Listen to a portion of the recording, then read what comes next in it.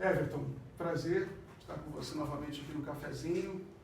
A gente já conversou algumas vezes e hoje eu pensei em te falar um pouco sobre cidade, né? Sobre a questão do urbanismo, uma questão que você estuda, já trabalhou em prefeitura e você agora é candidato a vereador. Eu acho que é uma questão que me interessa muito também, até porque eu acho que quando a gente debate política, às vezes a gente fica muito na questão da treta de internet, debate partidário, ideologia. Eu acho que isso é uma das razões pelas quais o cidadão comum se afastou da política, porque ele não vê contemplados problemas práticos do cotidiano, né? Não vou nem falar do buraco da rua, que é até um clichê, mas questões de mobilidade urbana, questões de lixo, né? E o Rio de Janeiro e o Brasil como um todo me parece muito atrasado nessa questão do urbanismo, né? E a gente, por exemplo, não tem seleção de lixo, no mundo inteiro já está havendo seleção de lixo, você não tem a mobilidade urbana nas cidades brasileiras, é terrível. E você, inclusive esse foi um dos motivos, na minha opinião, que os governos progressistas falharam. Eles não só fizeram muito pouca coisa na questão das cidades, né? A questão da mobilidade urbana, como não teve debate sobre isso, né? Também foi uma coisa meio silenciou esse debate. E muitas vezes quando você vê uma tentativa desse campo nosso, progressista, né, de tentar vender o passado com um certo romantismo, né? Como por exemplo, não, eram tempos maravilhosos, né? Na era Lula todo mundo era feliz.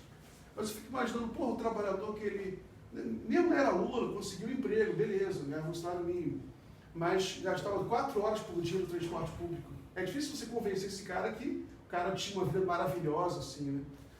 Aí eu queria ouvir um pouco você, o que você acha que está faltando aqui no Rio de Janeiro para a gente incrementar mais esse debate sobre a questão urbana? O que você acha que está faltando para a gente ir adiante no debate?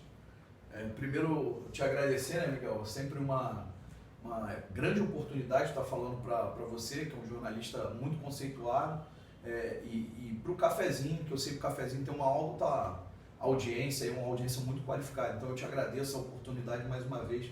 É sempre um grande prazer estar falando com vocês. E só me permite fazer uma pequena correção. Eu sou pré-candidato. Verdade, claro. A legislação eleitoral é muito clara sobre isso. Eu ainda sou pré-candidato.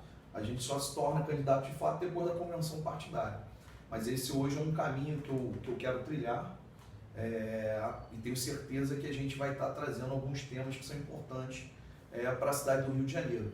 Como você bem disse, nós tivemos aí governos, uma grande coalizão de centro-esquerda, né, no país, mas que infelizmente não teve a capacidade de materializar muitos dos ganhos que acabaram ocorrendo, e nós reconhecemos que aconteceram muitos avanços nesse governo, mas muitos desses avanços não se materializaram no dia a dia das pessoas, né, especialmente dos trabalhadores nas grandes cidades brasileiras.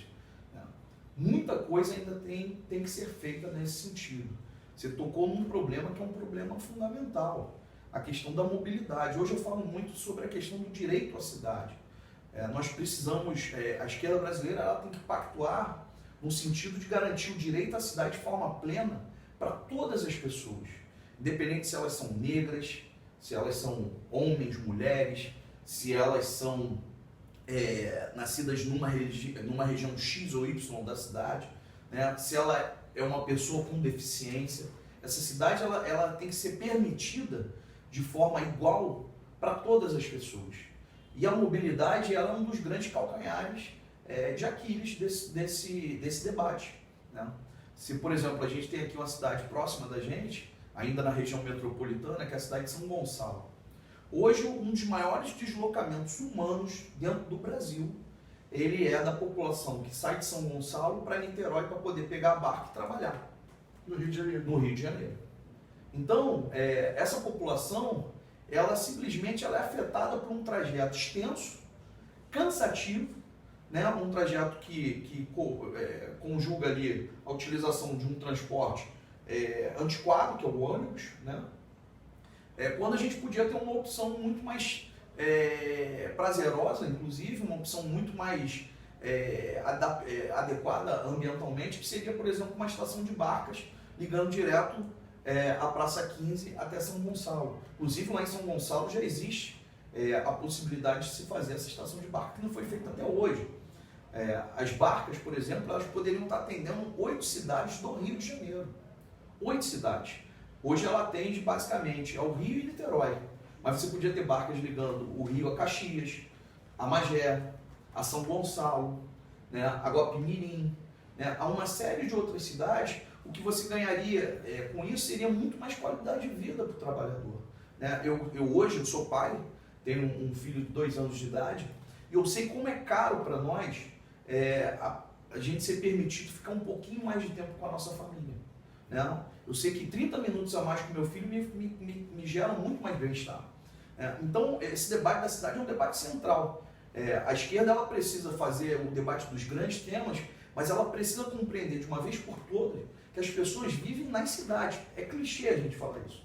Outras pessoas já falaram isso, mas parece que ninguém escutou. A esquerda não escutou. Né? A gente vive na cidade. Só uma observação para você complementar, que é uma coisa que eu lembro que se falava, que houve um movimento de melhora da porta para dentro, né? Porque houve um movimento de melhora dos salários, só que da porta para fora, na realidade, houve uma deterioração. Exatamente. Que os índices de violência pioraram, a mobilidade urbana piorou, né? Então eu acho que é isso. Exatamente. E hoje você tem soluções que são soluções que muitas vezes não são soluções muito caras.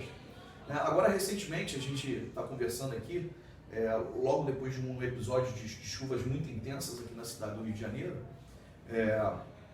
e essas chuvas, né, cada vez mais vão ser mais intensas. Nós vivemos hoje uma mudança de clima no mundo, né? Nós vivenciamos uma emergência climática, em que pese setores conservadores, né, que acreditam em terra plana, esse tipo de coisa, não acreditarem na emergência climática que milhares de cientistas do mundo reconhecem. E essa emergência climática, né, com o aumento da temperatura dos mares e tal, ela vai produzir cada vez mais catástrofes ambientais, né? As chuvas vão ser chuvas mais fortes, e aí isso vai impactar principalmente o quê? As cidades mais pobres do mundo, né? As cidades que a gente chama que são as cidades da periferia do capital. Por quê? Porque essas cidades, elas são cidades que têm menos recursos para se adaptarem, né? Eu lembro quando eu ainda era muito pequenininho, eu lembro que a gente falava sempre, não, porque no Japão eles fazem o prédio que balança, que tem mola, né? Era um negócio que todo mundo falava. Na verdade, o que é? Eles desenvolveram tecnologias que fazem a adaptação urbana para a realidade que eles vivem, do terremoto, né? Para a realidade dos vulcões. Então, assim, as cidades lá se adaptaram. Você vai ali nos Países Baixos, você vai ali na Holanda, já há muitos e muitos e muitos anos eles constroem grandes diques, porque já prevê o quê? A inundação de áreas das cidades que eles vivem. E as nossas cidades, elas estão preparadas para esses novos desafios, os desafios desse tempo, das transformações climáticas? Nós continuamos assistindo, a cada chuva que passa, por exemplo, no Rio de Janeiro, as vias do Rio de Janeiro ficam completamente inundadas. Os rios transbordam e não tem nada que foi feito até agora. Tem um conceito muito interessante chamado cidades esponja. O que são cidades esponja? É a adaptação urbana para que no momento que a chuva, né, se intensifique, os rios transbordem, você cria regiões, áreas, para absorver mais a água. Então, por exemplo, cada vez mais que a gente asfalta a cidade, a gente impermeabiliza a cidade. Então é importantíssimo, por exemplo, o espaço do parque urbano ou da praça, com áreas que não são áreas impermeabilizadas. E essas áreas, elas têm capacidade muitas vezes de absorver 95% do total de água que está escorrendo. Então isso é uma coisa que não é caro. E mais, isso vai gerar qualidade de vida, cara. Né? Isso vai gerar qualidade de vida, porque se você tem parques urbanos, se você tem praças adequadas, bem cuidadas, áreas verdes, certamente isso vai impactar na qualidade de vida do cidadão daquela cidade. Pô, você imagina só, o idoso. O idoso, ele precisa de um espaço para se sociabilizar. Ele perdeu ao longo da sua vida grande parte dos seus amigos, né, dos seus entes queridos.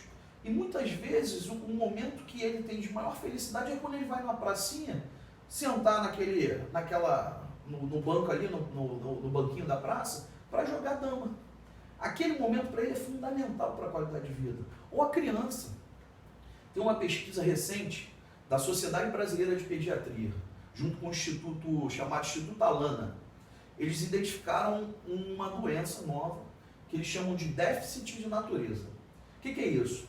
Um grande percentual de crianças e adolescentes na fase de desenvolvimento, eles manifestam essa doença através de sintomas como depressão, problemas de vista, problemas de pele, né? Uma série de sintomas. Por causa de quê? Porque as crianças e adolescentes hoje, eles não têm contato com as áreas verdes. Para impedir a proliferação disso como uma epidemia, basta que você leve de novo as crianças e adolescentes para as áreas verdes, para os parques, para as praças. Mas para isso você precisa adequar o mobiliário para esses espaços serem verdadeiramente atrativos para as crianças. Eu cansei de ver, Miguel, você chegar numa praça hoje, as crianças estão brincando na academia da terceira idade, porque o mobiliário tem um desenho mais contemporâneo, né, mais chamativo, e elas não estão mais brincando lá na área do parquinho, que era a área adequada para elas. Só que quando você vai olhar pelo mundo inteiro, você já tem novas experiências de mobiliário que são adequados para você trazer as crianças de novo. Uma outra questão que é fundamental nesse debate de cidade é a questão da acessibilidade. A gente precisa tornar o espaço público acessível. Só para complementar a questão da praça, tem um setor da sociedade, né, que não é nem velho, nem as crianças, que é todo mundo, que é a questão do exercício físico. Né? Você ter em praças adaptadas para as pessoas fazerem uma corrida em volta da praça, né? Ter uma pista de corrida.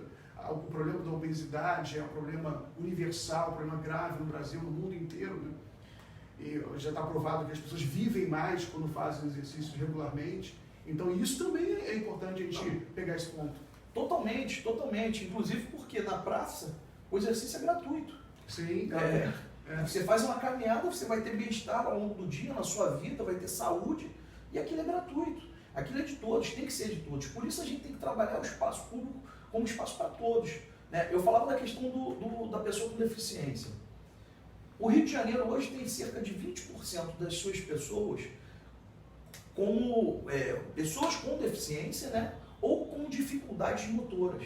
E aí a gente olha para os parques ou para as praças da cidade, ou para o espaço público de uma forma geral. O que a gente vê? Você não vê rampas de acesso. Você não vê mobiliário adaptado. Hoje, por exemplo, o cadeirante tem como brincar no balanço. Eu uso sempre o balanço, que para mim o balanço, eu trago boas lembranças da minha infância, e era o brinquedo que eu mais gostava no parquinho. E quando eu chego em quase todas as praças do Rio de Janeiro, muda o bairro, né, muda a região, mas não muda o problema. Todos os balanços estão quebrados. Né? E hoje eu sei que, além daquele balancinho tradicional, você pode ter um balanço, por exemplo, cadeirante, para criança cadeirante.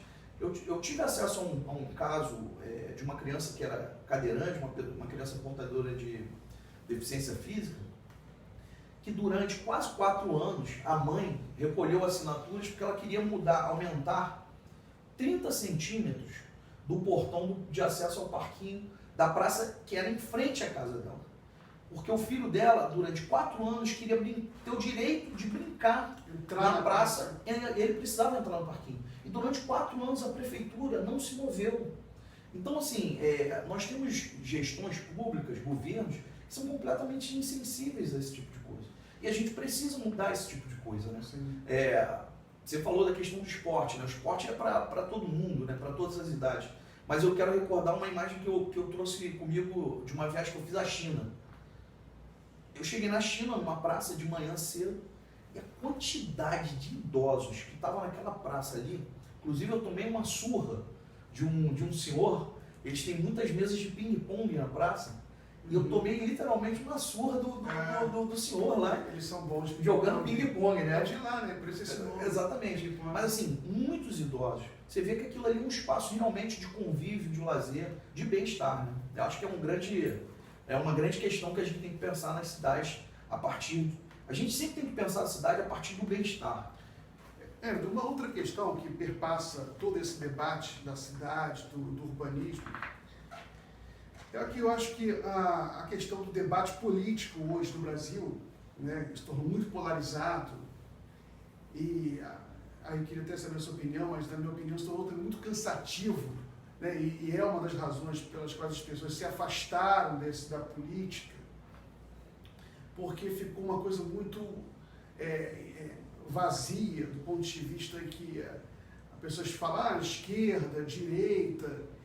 Quando você discute a cidade, discute soluções práticas, você consegue superar, né, essa polarização que muitas vezes é vazia, né, e você consegue oferecer à população um contato com a política como ela como ela deveria ser, como um conjunto de técnicas, ideias que servem às pessoas, né? O Aristóteles ele falava isso, a política é isso, a política ela serve o objetivo da política é promover a felicidade das pessoas. E muitas vezes a política parece que cumpre a função contrária, de deixar as pessoas mais infelizes, separar as famílias, separar os amigos, né? Os próprios partidos de esquerda brigam um com os outros por causa que você tem teses diferentes, muitas vezes derivadas de fulano segue o Trotsky, outro Lenin. Então, e essas questões práticas. Agora, por exemplo, é importante, eu acho também, a gente não deixar transparecer que isso é uma coisa trivial. Tipo assim, só fazer parquinho que vai resolver tudo. Eu acho que é uma questão mais profunda, questão de você promover soluções científicas, soluções práticas, que inclui, evidentemente, o lazer, inclui os parques urbanos, né? Mas, por exemplo, são questões de ciência também. Ciência, entender a política urbana como uma ciência. Por exemplo, uma coisa que não sai da minha cabeça, né? Você vai em Santa Cruz, vai em Bangu, você tem grandes áreas vazias, terrenos baldios, gigantescos, vazios ali, né? E você tem uma das maiores densidades demográficas do mundo no Rio de Janeiro, todo mundo amontoado, né? Você poderia ter um cinturão agrícola, agricultura orgânica na cidade, promovendo emprego, e ao mesmo tempo você tem essas áreas periféricas com altíssimo nível de desemprego, ou seja, as pessoas poderiam trabalhar numa agricultura orgânica, né? Aí você teria a prefeitura, o governo do estado, o seu poder público de forma geral, teria que ajudar para dar uma infraestrutura, para você ter um escoamento, em vez de comprar alface lá de São Paulo, de Minas, do Espírito Santo, né? Comprava esses produtos aqui, montar um cinturão industrial também, essas indústrias que não precisam ser indústrias gigantes, mas, por exemplo, indústria de cerveja, né? Assim, cerveja artesanal, de qualidade, outras indústrias de sucos, ou indústrias ligadas a esses mesmos produtos, né? Nessas periferias. Tudo isso aí, evidentemente, você tem que ter as técnicas, né? Tem que ter a infraestrutura para você fazer isso. Isso, para mim, a política tinha que estar discutindo esse tipo de coisa. Eu lembro de uma amiga minha que, no auge do impeachment, né, golpe, a gente se encontrou na Lapa, né?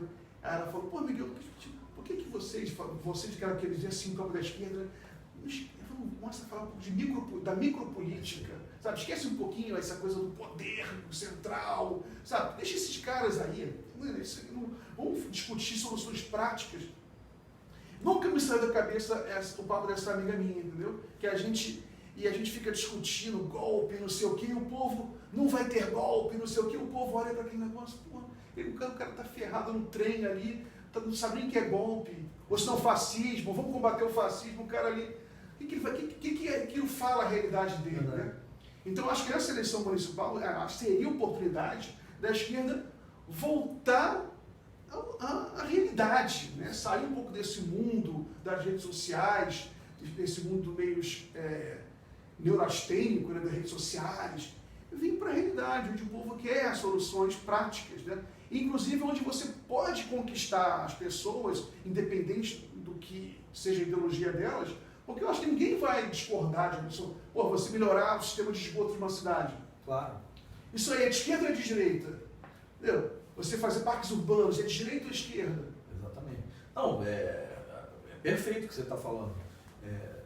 A gente fica preso num debate teórico, né, abstrato, que não sensibiliza as pessoas. Isso é algo que eu já percebo há algum tempo. Inclusive mergulhei nesse debate mais profundo de cidade, fui me qualificar. Eu sou formado em Direito, sou mestre em Ciência Política, e hoje eu estou fazendo Geografia, né? Porque eu acho que isso é muito importante. né? Entender o território, conhecer como é que se dá a relação das pessoas com o território, as transformações, compreender a lógica das cidades. Eu acho que isso é fundamental no debate público, né? O debate da construção de uma nova sociedade, de uma nova civilização, né? A nova civilização ela vai ser construída a partir das pequenas revoluções, né? As grandes revoluções elas vão ser construídas a partir das pequenas revoluções, das micro-revoluções, né? Eu quero partir aqui, você falou da questão da esquerda, voltar para a realidade, é voltar para o trabalho de base, né? É voltar a pisar na lama da favela e perceber que o morador dali, ele quer uma solução para resolver o problema ali do saneamento na porta da casa dele, que ele não suporta mais viver depois de 20, 30, 40 anos de propostas e ilusões que foram vendidas para ele, ele não suporta mais viver pisando na lama. E aí, qual é a solução que a esquerda brasileira apresenta para essas pessoas? Muito pouca solução ou nenhuma solução, né? Por quê? Porque não está lá presente. Tem uma experiência que eu acho sensacional aqui na América Latina, que é aqui na Argentina. E aí peço desculpa, não é nenhum de pedantismo citar exemplos internacionais. Eu acho que às vezes quando a gente não está enxergando aqui perto da gente, a gente tem que buscar fora aquilo que é interessante. Tem uma experiência muito interessante ali da esquerda argentina, que é um movimento chamado La Cámpora. E aí eu fui estudar, é um dos movimentos que mais mobiliza a gente na Argentina, lá na base de apoio da Cristina, e eles fazem trabalhos locais, educação popular, né? Eles fazem trabalhos com adolescente, com criança, né? Então eles fazem um trabalho que a esquerda brasileira deixou de fazer. Nós deixamos de ser referência para os grandes setores populares brasileiros. Por quê? Porque a gente está sempre preso nos grandes temas mundiais, nos grandes temas nacionais. E aqui é até uma autocrítica, inclusive do meu próprio partido, que é o PDT. O PDT ele se notabilizou, né? Nós tivemos grandes líderes nacionais, né? O trabalhismo, Getúlio, o Jango, o Brizola, né? Sempre olharam o Brasil dentro de uma lógica de Brasil, entendendo o papel do Brasil na sua dimensão internacional. Mas é importante que a gente faça o nosso trabalho de formiguinha, então, para a gente voltar a ter legitimidade junto ao povo. A gente precisa construir uma esquerda popular, né? E essa esquerda vai ser a esquerda que vai ter capacidade de dialogar de verdade com o povo, né? A esquerda, no geral, ela faz uma opção de dialogar com o povo mais pobre. Mas eu hoje vou dizer, a gente tem que dialogar com a classe média.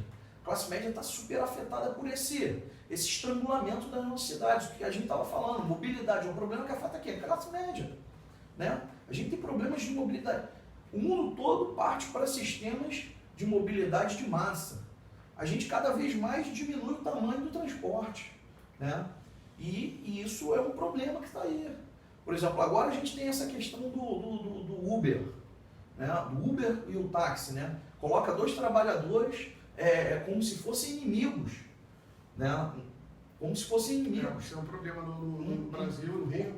Mas hoje, se a gente for ver, por exemplo, o transporte de aplicativo, eu falei Uber aqui, mas o transporte de aplicativo, ele já tem mais número do que os taxistas tradicionais. Sim. E a gente tem que olhar para isso. Estou rivalizando com o transporte coletivo. Exatamente. Mas é porque o trágico nisso é que como o Brasil chega muito atrasado nessa infraestrutura, porque, por exemplo, você implementa Uber na Califórnia, em Nova York, em Paris, mesmo nas grandes cidades chinesas, como ele já tem uma infraestrutura de metrô, de transporte muito arrojada, essa estrutura se mantém. Mais ou menos ele se mantém, entendeu? E esse transporte novo, ele é complementar. Vem como complementar. Aqui não, ele vira principal. Vira principal. Hoje a empregada doméstica, né, essa que o Paulo Guedes se incomoda porque ela ia para Disney, a empregada doméstica, ela pega o Uber para ir para o trabalho. Porque você pega compartilhado, fica o mesmo preço do ônibus às vezes. Então, assim, a gente tem que olhar para essas novas questões também que são da urbanidade, né? Outra coisa que a gente tem que olhar, o crescimento das cidades. Por exemplo, o Rio de Janeiro, ele vem se agigantando. Quando hoje, a gente sabe que, do ponto de vista urbano, o ideal seria que a cidade ela se adensasse, né? Por exemplo, o centro do Rio de Janeiro hoje, o professor Carlos Lessa, que foi reitor da UFRJ e tal, presidente do BNDES, eu recordo uma fala dele, que ele dizia que o centro do Rio de Janeiro tem cerca de 400 mil unidades habitacionais vazias, né? Um monte de prédio abandonado, que a gente podia estar trazendo pessoas para morar, classe média. Sim. Pessoas que hoje moram, às vezes também em Pirambeira, na beira do morro, da favela, né? Que qualquer chuva pode escoar, descer dali. Né? Bastava o quê? Fazer retrofit em alguns prédios. Né? Aqui no centro da cidade você já tem infraestrutura de água, luz, esgoto, internet. Né? O cara vai estar perto do trabalho, ele vai gastar menos tempo para o trabalho. Né? Então assim... Mas tirar a sobrecarga do transporte. Mas aí, o que a gente está fazendo? Não, a gente continua insistindo no modelo de crescimento da cidade que afeta mais a cidade ambientalmente, né? E amplia o custo de manutenção dessa própria cidade. Né? Você tem que investir mais em infraestrutura de transporte de longa distância. Né? Você vai ter que investir no crescimento das equipes que cuidam da cidade, que fazem a zeladoria da cidade. Quando a gente podia ter uma grande parte das pessoas morando aqui. E facilita essa questão do adensamento, que o Lessa fala, eu já li sobre isso também, facilita muito a questão dos serviços médicos, de escola, esse tipo de coisa, que aproxima as pessoas dos postos de saúde, né? Agora, outra coisa também que eu achava interessante a gente comentar, né? Que é essa questão da cidade, né? Que você tem os serviços culturais, por exemplo, né? Se você está na cidade mais adensada, você tem uma proximidade de serviços de cultura, as escolas, as pré-escolas, né? Mas é isso aí. Só até um gancho nisso aí, né? Você tendo essa cidade gigante, qual é a capacidade, por exemplo, de uma prefeitura hoje levar os serviços culturais para regiões muito distantes? Né? Aqui no centro tudo isso já está colocado, cara. Entendeu? O que você pode fazer são adaptações para você gerar um pouco mais de bem-estar. Hoje, infelizmente, por exemplo, no Rio de Janeiro, a gente sabe que, por exemplo, existem vereadores de bairro, né? Então, a Zona Oeste é a grande região dos vereadores de bairro, né? Tem uma opção de vereador lá que é a representação de representantes da Zona Oeste. Quem representa o centro da cidade do Rio de Janeiro? Hoje o centro da cidade é um centro abandonado, Miguel. É um centro abandonado, qualquer chuva aqui inunda tudo. As pessoas, e vivem muitas pessoas aqui no centro. E não tem uma infraestrutura também, é uma coisa que eu estava tentando lembrar, que eu acabei esquecendo, é o seguinte, que, por exemplo, os serviços de internet aqui, de banda larga, são precários. Você tem prédio aqui no centro, eu lembro que minha esposa ela teve um escritório aqui no centro, que ela teve que sair, o prédio não tinha internet. Muito precário. 2019 não tinha internet no prédio. Entendeu? Quer dizer, tinha, só que era tão ruim que valia nada. Por exemplo, você falou da criação de empregos. A gente sabe que se você tem uma internet mais robusta, você pode criar, por exemplo, distritos de inovação. Sim, né? Exato. E aí, por exemplo, aproximar a juventude para criar empregos para os jovens. Sim. Trabalhando num tipo de economia, né? Trabalhando inclusive com a lógica da economia criativa, mas a inovação principalmente, que gera muito dinheiro, né? Que gera muita riqueza, que não polui. Sim. Né? E que é uma opção. O brasileiro é muito criativo, então Sim. por que não investir nesse tipo de coisa? Mas para isso você tem que fazer o quê? Colocar infraestrutura de internet. O centro do Rio de Janeiro hoje tem muita dificuldade nisso. Mesmo com o estabelecimento ali daquela nova região portuária e tal, a gente ainda está engatinhando nisso. Mas tem espaço aqui para fazer. Basta o quê? Um pouco de vontade política e uma nova forma de enxergar a cidade. E aí eu costumo sempre finalizar dizendo o seguinte: a gente, hoje, no século XXI, a gente tem que remeter sempre ao conceito lá dos anos 80, do Hélio Gaspari, né, que fez aquele livro famosíssimo da Cidade Partida. Né? Infelizmente, as grandes cidades, e o Rio de Janeiro é um exemplo disso, cada vez mais eles se tornaram cidades partidas. Né? Cidades partidas, partidas pela violência. Né? Hoje o Rio de Janeiro ele tem 82% do seu território dominado ou pelo tráfico de drogas ou pelas milícias. Então ele está partido pela violência, partido pela falta de inclusão social. Nós temos na cidade do Rio de Janeiro hoje quase 18 mil pessoas que vivem nas ruas sem política de assistência social. Isso é um crime contra a população carioca. Né? A falta de uma opção de assistência social para essas pessoas. Né? O Rio de Janeiro ele é hoje uma cidade partida pela crise ambiental que a gente vive. Nós temos uma Baía de Guanabara lindíssima, que continua completamente poluída. Sim, Né? E assim vai. Então, assim, são muitos problemas urbanos, mas eu tenho certeza que se a gente tiver políticos, né, governantes, gestores, dispostos a pensar um novo modelo de desenvolvimento para a cidade, e aí de novo aqui fazendo autocrítica para o PDT, eu gosto muito quando o Ciro fala do Projeto Nacional de Desenvolvimento, e eu sei que o desenvolvimento que ele pensa é um desenvolvimento sustentável, mas acho que não custa nada a gente reforçar e colocar um Szinho no final, e criar um Plano Nacional de Desenvolvimento Sustentável, e reproduzir isso nas cidades, criar planos municipais de desenvolvimento. Sim, acho uma boa. Eu acho que a gente tem que rebater esse discurso do trabalhismo aqui para a cidade e apontar para a população um plano municipal de desenvolvimento, pensando a cidade de forma a incluir todas as pessoas, e eu acredito que a cidade vai se tornar melhor quando a gente começar a cuidar da cidade como se ela fosse o quintal da nossa casa. Tenho certeza que para o Rio de Janeiro funcionar, a gente tem que pensar um novo modelo de desenvolvimento. Então, eu não vou terminar agora não, eu quero falar só fazer mais uma observação, algumas observações. Você falou, por exemplo, que a gente tem que conciliar, tem que pensar mais nessas pequenas revoluções, né, que mudam a vida das pessoas. Eu acho que isso aí é uma coisa simultânea com as grandes revoluções, e talvez isso seja também já uma grande revolução. Sim. Né? Então, eu acho que é uma coisa simultânea, porque, inclusive, você tem algumas coisas grandes que você pode fazer na macro, né? Algumas leis, por exemplo, você pode aprovar no Congresso, Sim. né? E que você pode simultaneamente com mudanças na micropolítica. Então, são coisas simultâneas que você pode fazer, que podem mudar efetivamente a vida das pessoas. Outra coisa que eu não queria... eu vou muito à praia, entendeu? Eu moro no Leiro, vou muito à praia. Eu sou muito amigo dos barqueiros e tudo, sabe? Eu acompanho muito, e antes eu morava no Flamengo, eu acompanhava a vida dos barqueiros da Praia do Flamengo, então eu acompanho muito ali a vida deles, o sofrimento.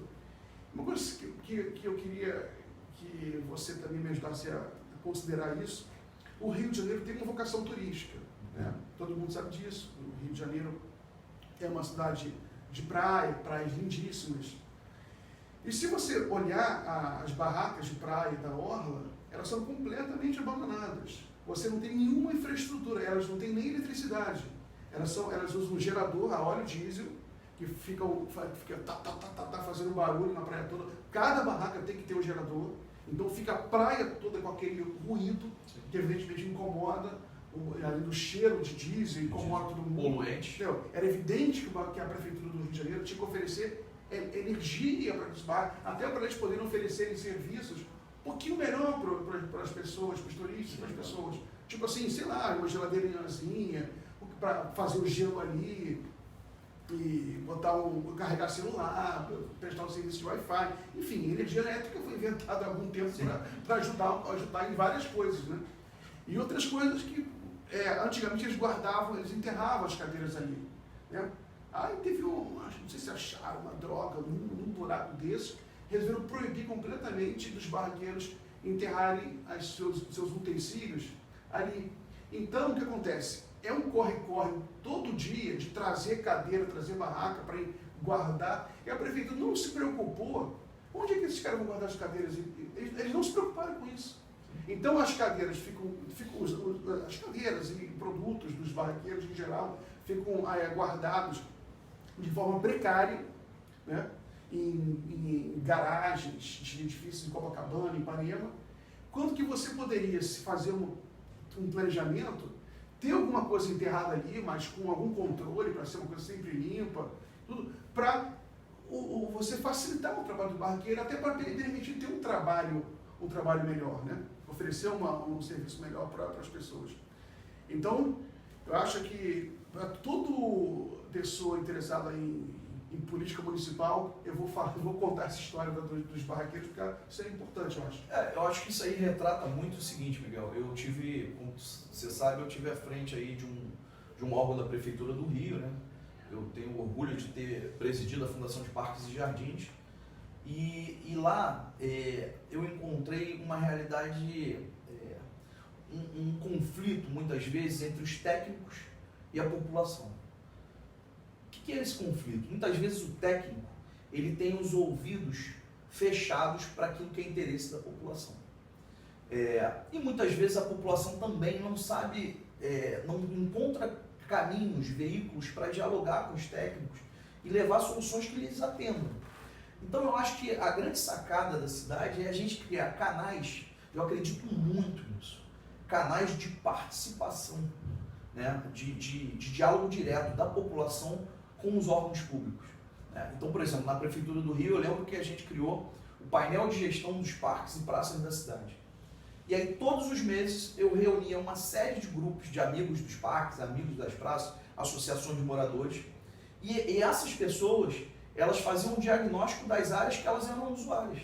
E elas me diziam quais eram os maiores problemas.